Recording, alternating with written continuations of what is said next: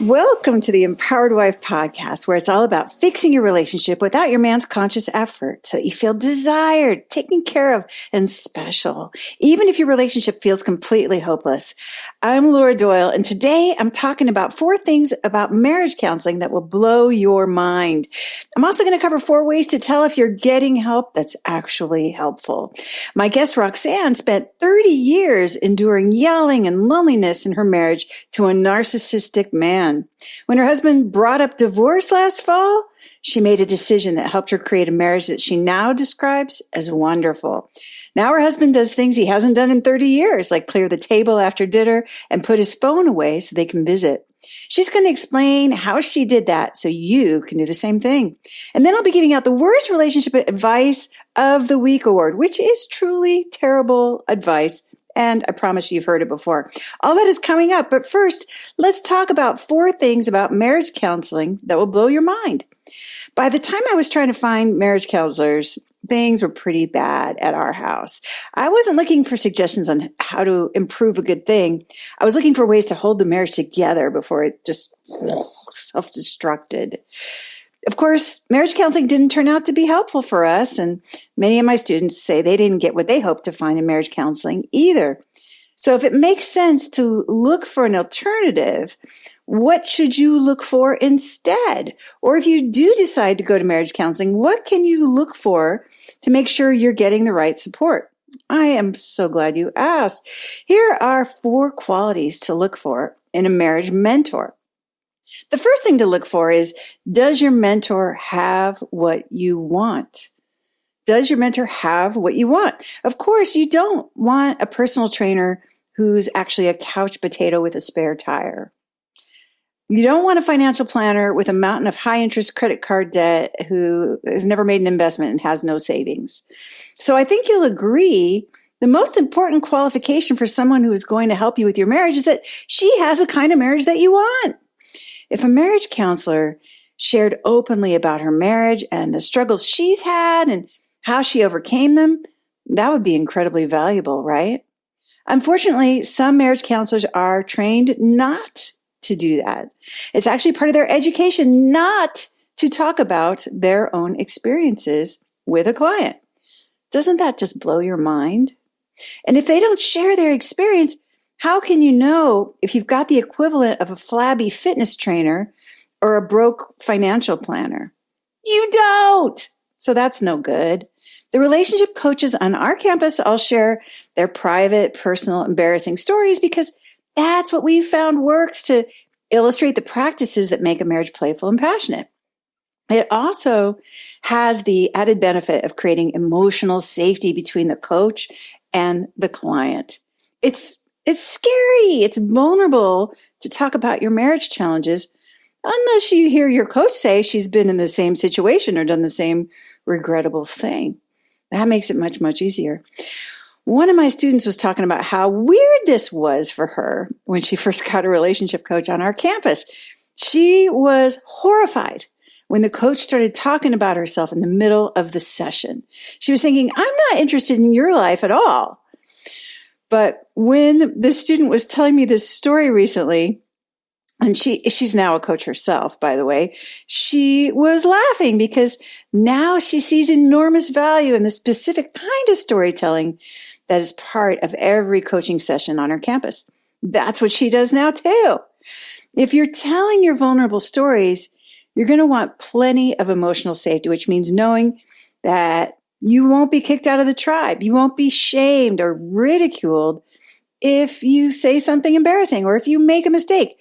That is an absolutely critical part of being able to make the changes that will make your marriage magical again. When you're already scared, it's human to cling to what you're used to. When you're having marriage challenges, that's scary already. You need plenty of room to try new approaches and phrases, even though you may feel awkward or foolish at times while you're trying to learn the new steps. The way to get that safety is to get help from someone who is willing to tell you about the time she tried to tell her husband how to install a dryer hose and she ended up flinging a copy of the 5 Love Languages book at him, for example. Just an example. Not a proud moment, right? But a relatable human moment. If you're going to tell someone embarrassing stories, knowing some of hers too is going to make you feel safer and therefore braver. And fortune favors the brave.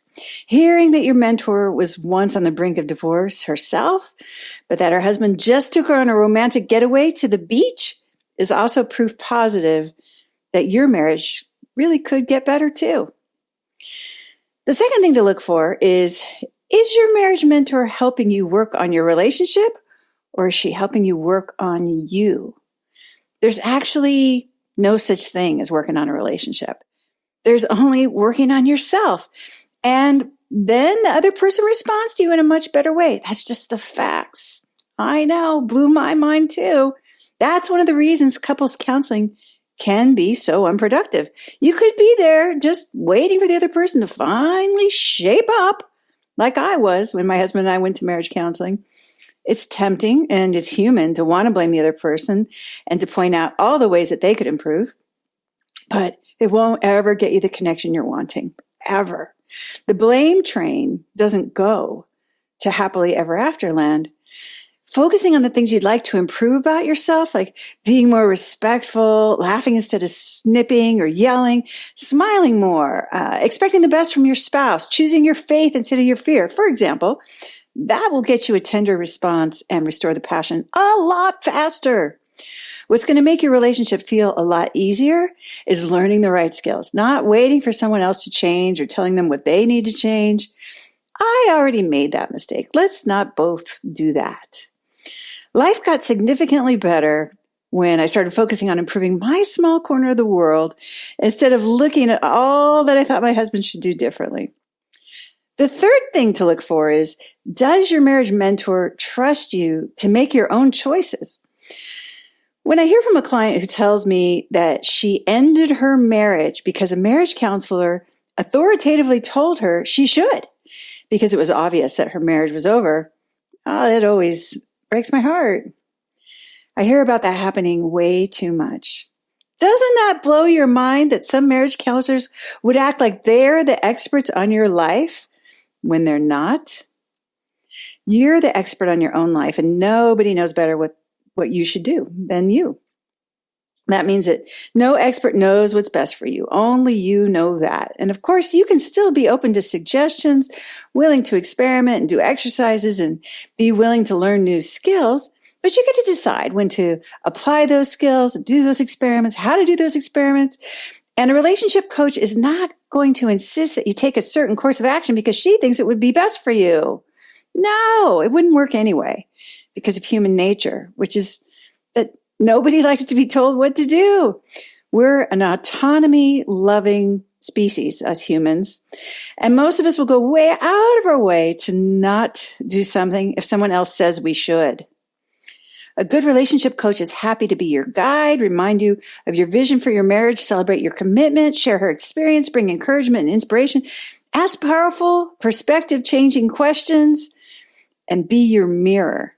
She will acknowledge you and celebrate your progress, but she recognizes that she knows only a little about you, and she trusts you to find your own way without her telling you what to do. So she won't even give you advice.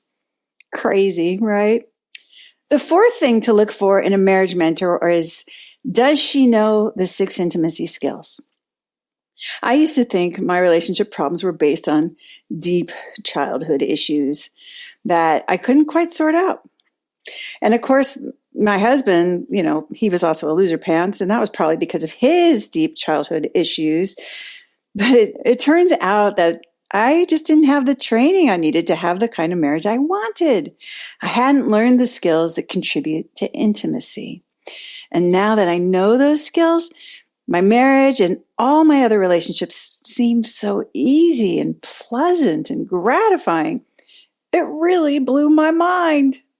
So I can't understand why the 6 intimacy skills aren't taught in every school. After all, we're all going to have relationships.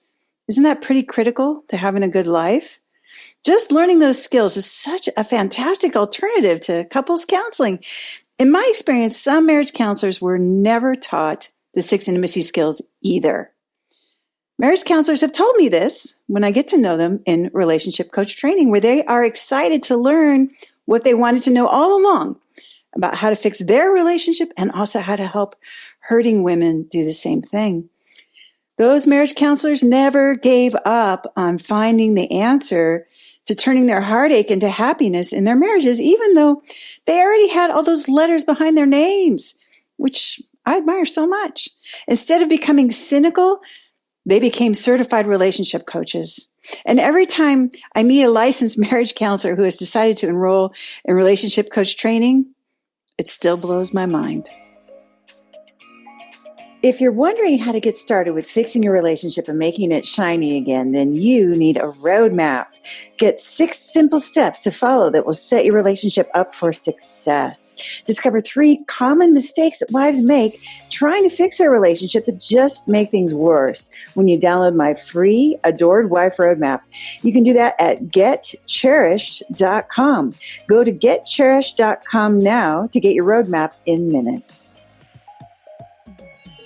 My guest, Roxanne, spent 30 years enduring yelling and loneliness in her marriage to a narcissistic man.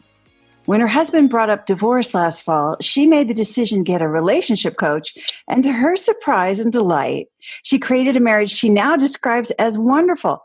Now her husband does things he hasn't done in 30 years, like clear the table after dinner and put his phone away so they can visit. She's going to explain how she did that so you can do the same thing. Roxanne, welcome to the Empowered Wife Podcast. Thanks so much for coming on the show. Oh, it's my honor, Laura. Absolutely. You've helped me change my marriage. So anything I can do to help you and help other women, I would be more than happy to be involved in that.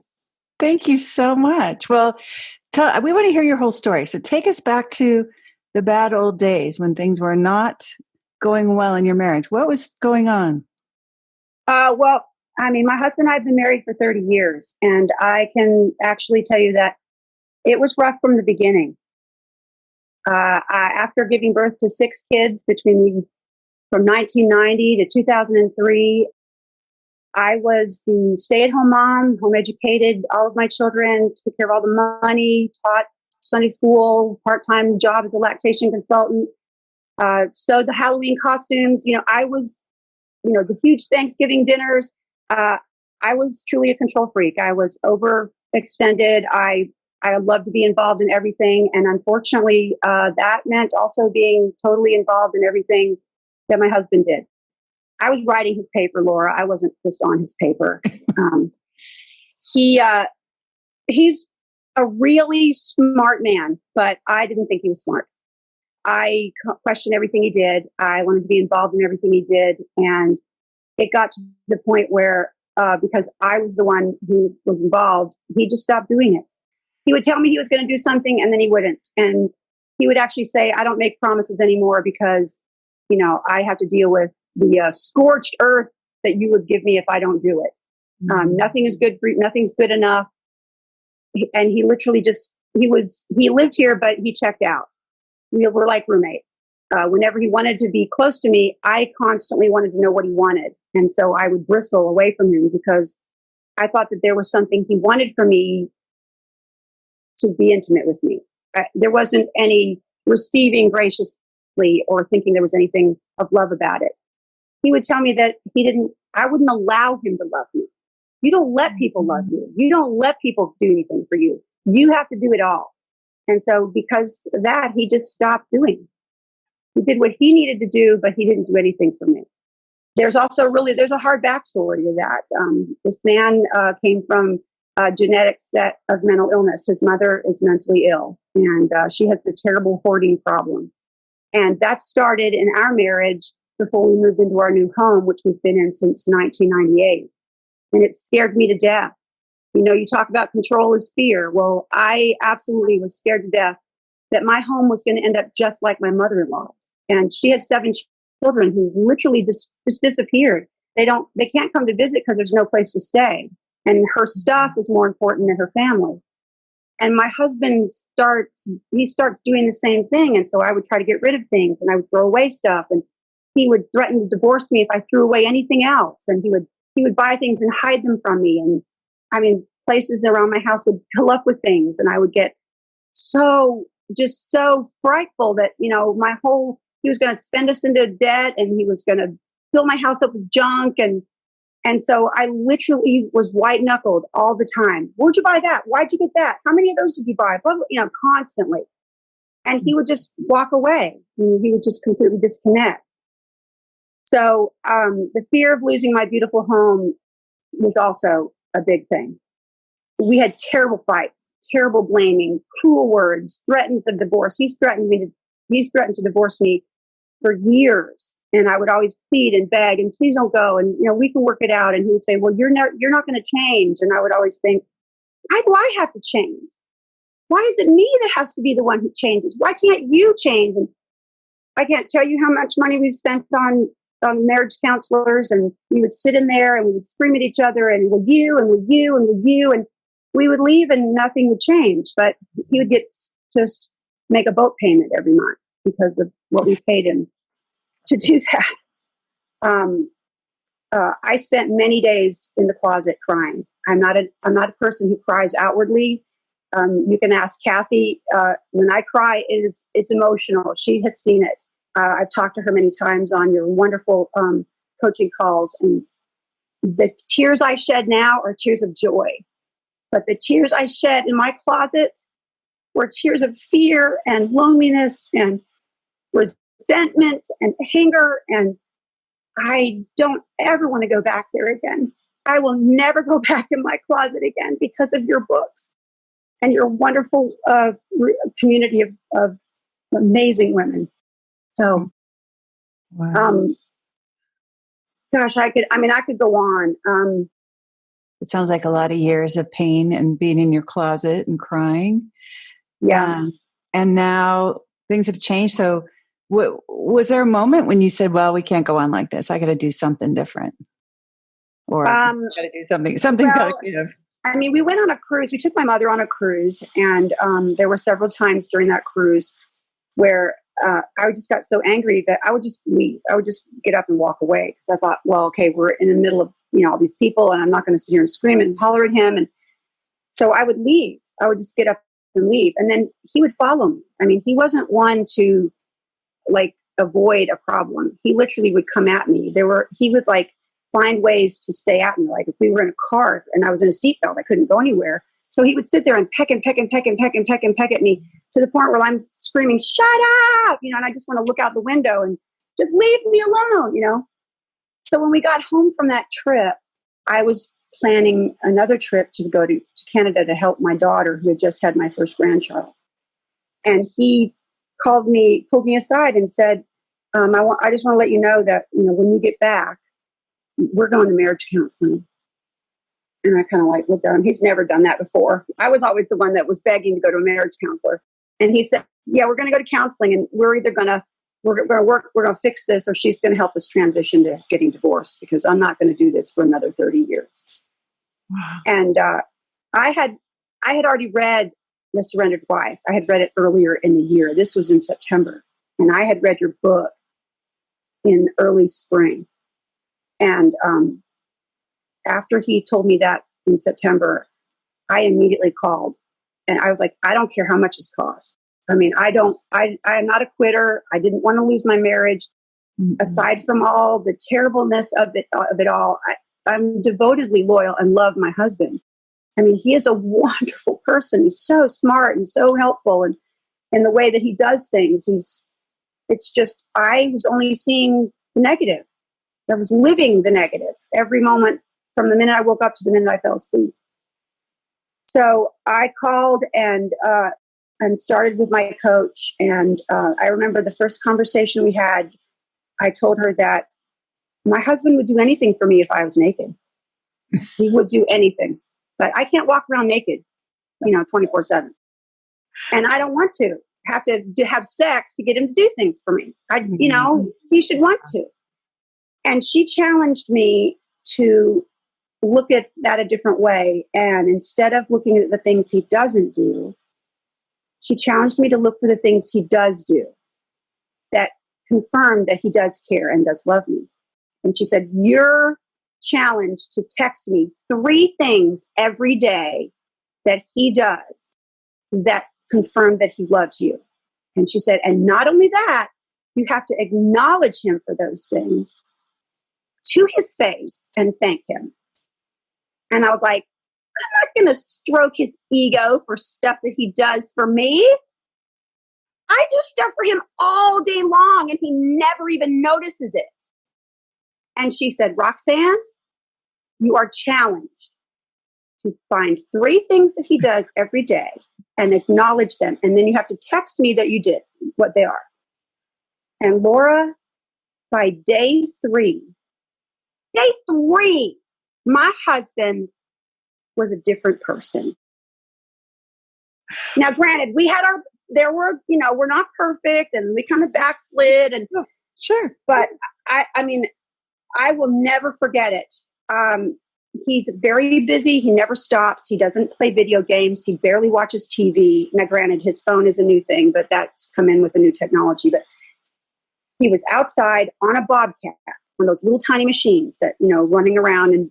And so he's on this thing and he's driving around. And I had to tell him something. I had to get him to answer a question. And I thought, right, sure. Yeah. He's not going to, I have to know the answer right now. Well, I waved at him and he went like this, like, wait a minute, which he never does. Usually he just kind of looks and then just keeps going. He put up his finger like, wait a minute.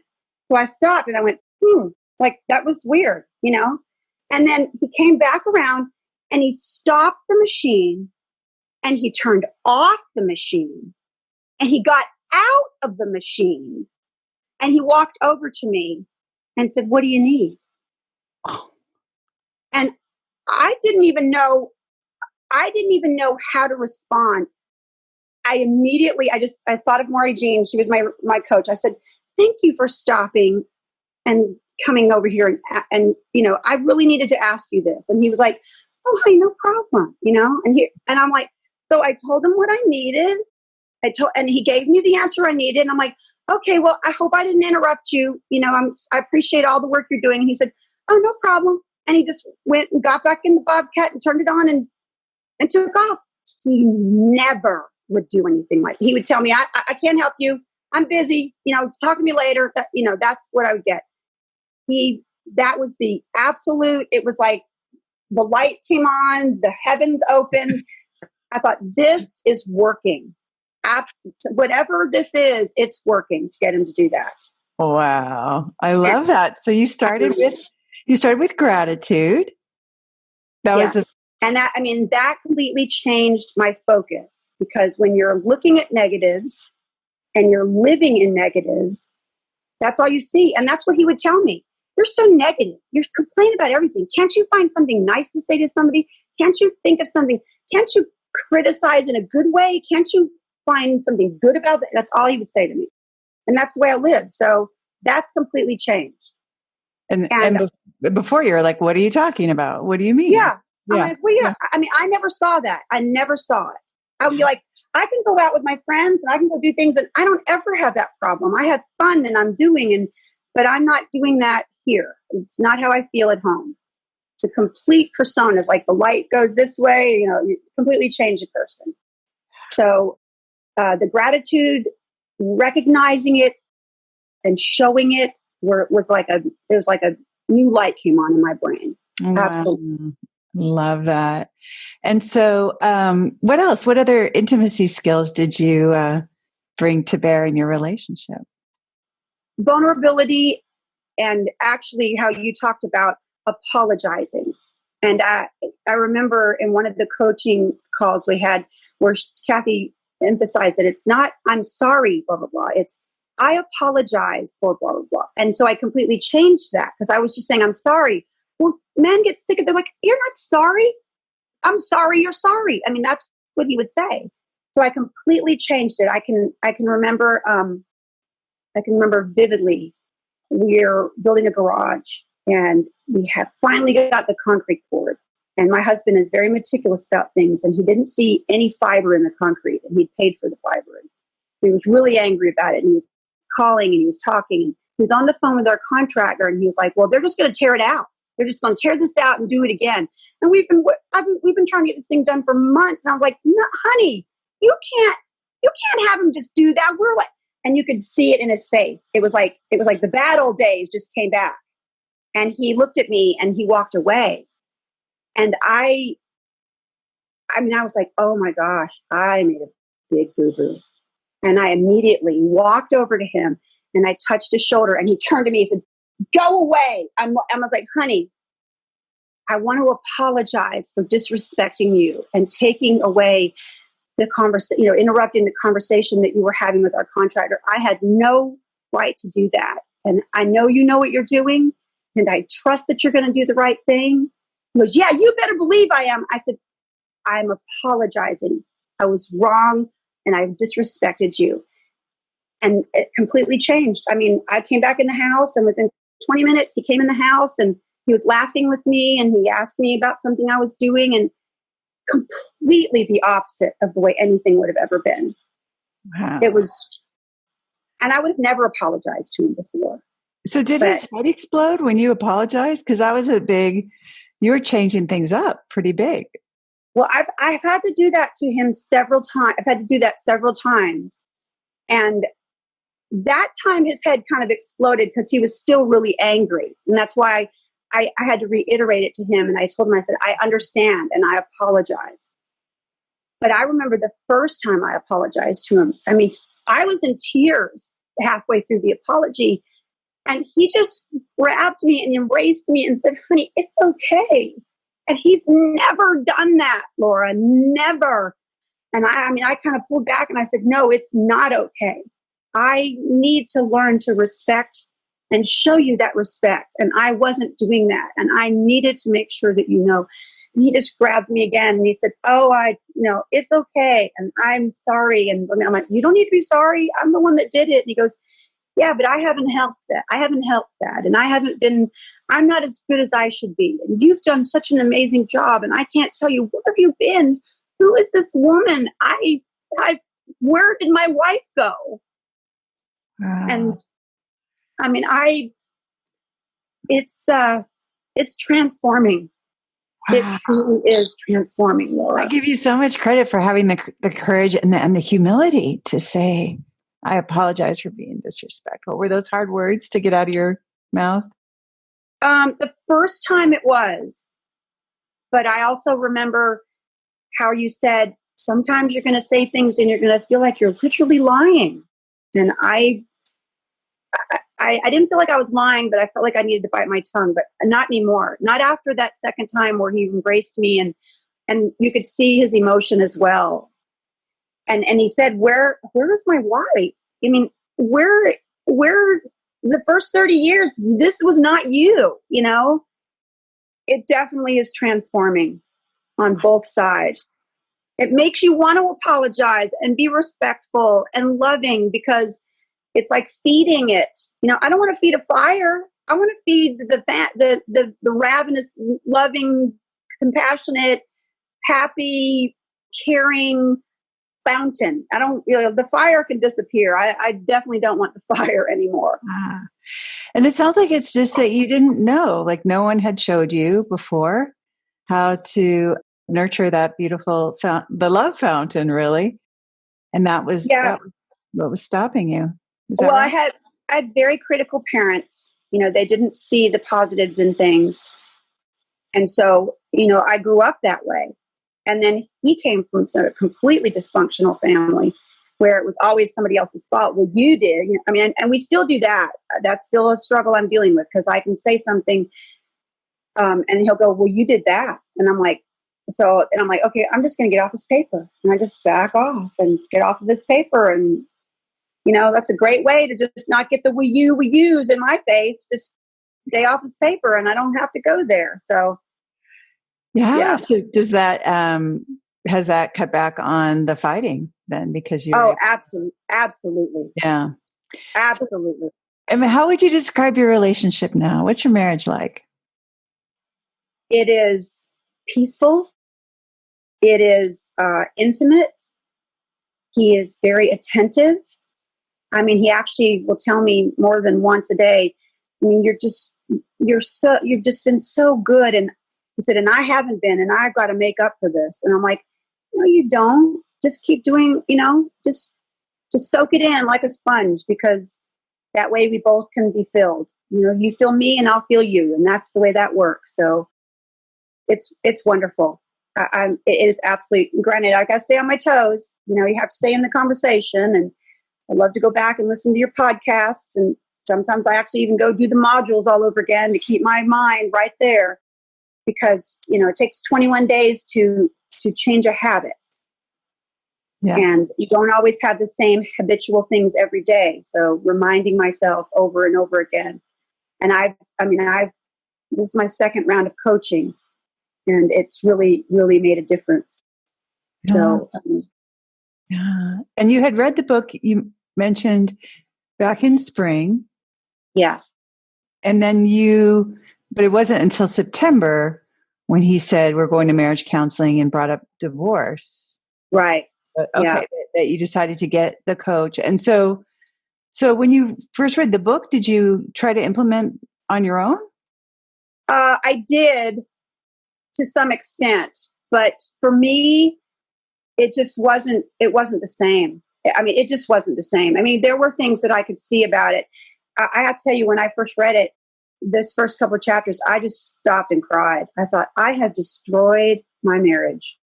I was always blaming him. Well, he won't. Well, he didn't. Well, he should have. It was always that way. And I thought, oh my gosh, that old saying, the woman sets the tone in the home, and people get so angry with that. Why does it have to be the woman? So I would be very resistant to that, because I thought it's supposed to be 100-100. I don't want it to be 100 to 10 or 90 to 10. I thought it was all going to be me. But you know what? I'll take it as all me, because I've gotten 150 to 200% back from, Laura, the other day I showed him on the marketplace on Facebook a rocking chair that I wanted to get to put on my porch for my mother, because my mother lives with us. He was like, well, if you want it, go get it. And I'm like, well, I got in my car and went and got it. I was like, okay. And I gave him a big hug, and I said, thank you, honey. I appreciate it. Really? So that wasn't happening before. No. He would go get a job. He would say, get a job and go buy it. And I just sat down next to him. I cuddled up next to him. I said, look at this chair. This would be so nice. When it gets cool, my mom could sit out on the porch. And he goes, well, you want to go get it? I just picked up my purse and my keys and gave him a kiss, and I went and got it. Just like that. That's awesome. So it sounds like you're feeling loved. You're feeling adored. I am. Yes. I feel heard. Yeah. I feel acknowledged. I feel like his partner. We could be out. We're working. We've done a lot of self-sufficient stuff around our house, which we've always pretty much done. But he's building me a chicken coop. And, when he's out there doing it and he's by himself, he's got to get down to get something and get up to get something. So I was out there, and whenever he needed something, I'd say, well, I'll get it, and I'd go get it and bring it to him. And then later in the day, he's like, we got a lot more to do, but can we go inside for like 20 or 30 minutes and can I just ravage your body for a while? And then I'll come out here and I'll do everything that you need. And I was like, okay, so we came in and we were laying there, and he said, you are absolutely beautiful. And I so enjoy working with you out in the yard today. And I just want to make you happy. And he's never said things like that to me. Never. Wow, Roxanne, congratulations on creating such a beautiful love story with your husband of 30 years. I love it. The next 30 will not be like the first. No. So what's a tip for a woman, though, who's listening and thinks, well, I've got like the first situation where he's, he just kind of tunes me out, or he, picks on me, or he blames me. And I just want to experience what you're describing, where he is so loving and he's so sweet, and you're arguing about, no, I should apologize to you. No, I should apologize to you. Right. Well, I think the first thing to realize is that for me, I had to recognize that I was bristling to him a lot of the time. whenever he did try to show any affection or any kind of positivity, I found the negative in it. And so that just turned him off even more.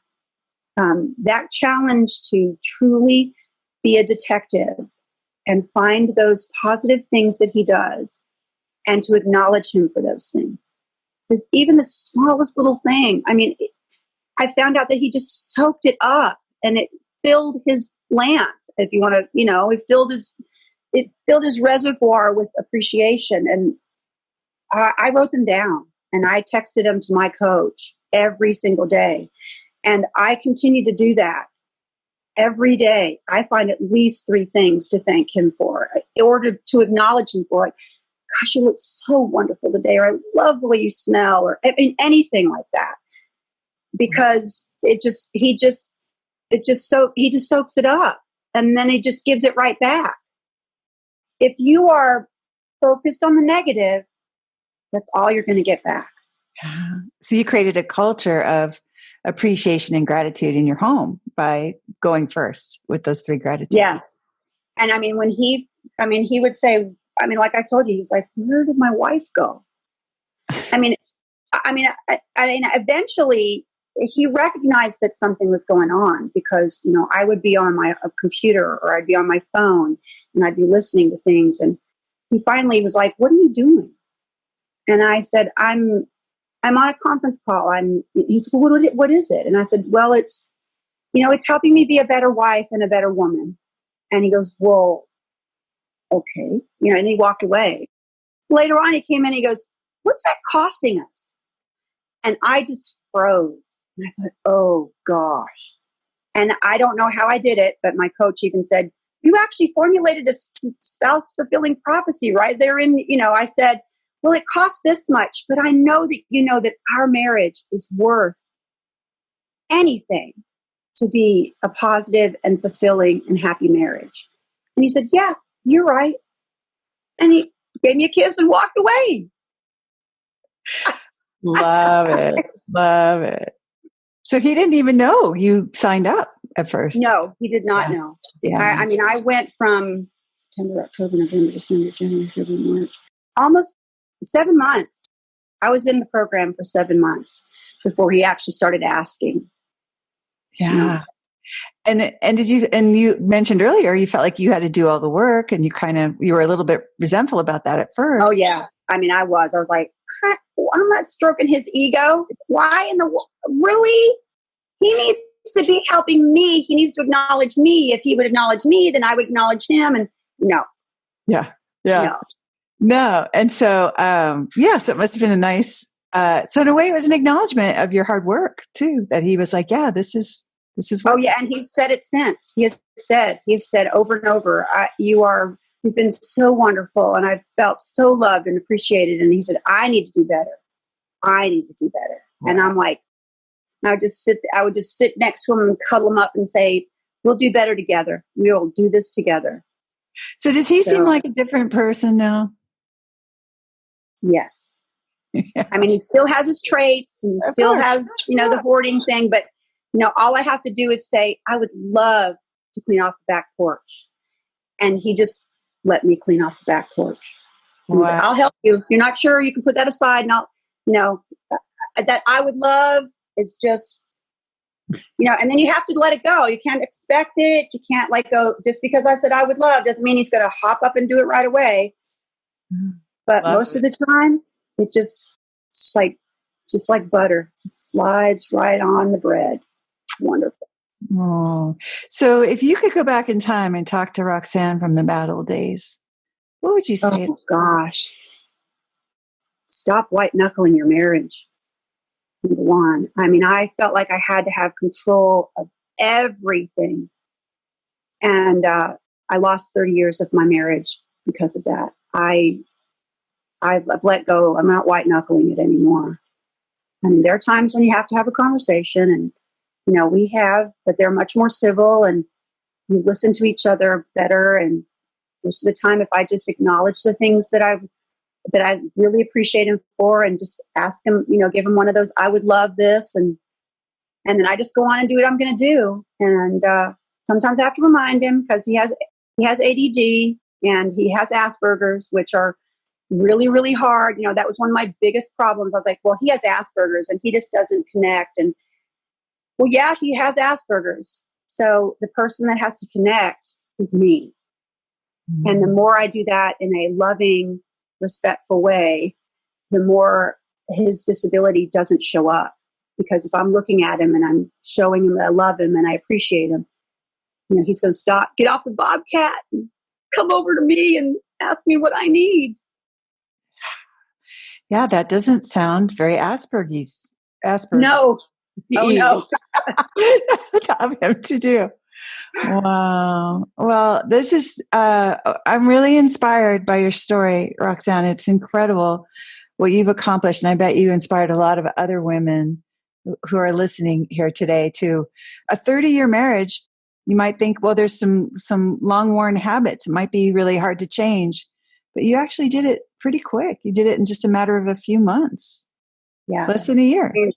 I mean, I got him off a bobcat in 3 days. Wow. Okay. I mean, the man he works all the time. He's our mechanic. He's our woodworker. He doesn't stop. And now I'm not complaining about that. I'm thanking him. And he will come in here after he's showered and he'll pop a bowl of popcorn and sit down next to me and say, let's watch a TV show before I go to bed. He never, ever did that, Laura. Wow. I cannot tell you how grateful I am. I've read every one of your books. I've highlighted them and written notes in them. And I challenge my friends to do these things. I hope that I could somehow raise the money I need to actually become a coach, because you've changed my marriage. You've absolutely changed my marriage. And I would love to help you change other women's marriages and give them the same happiness that I have.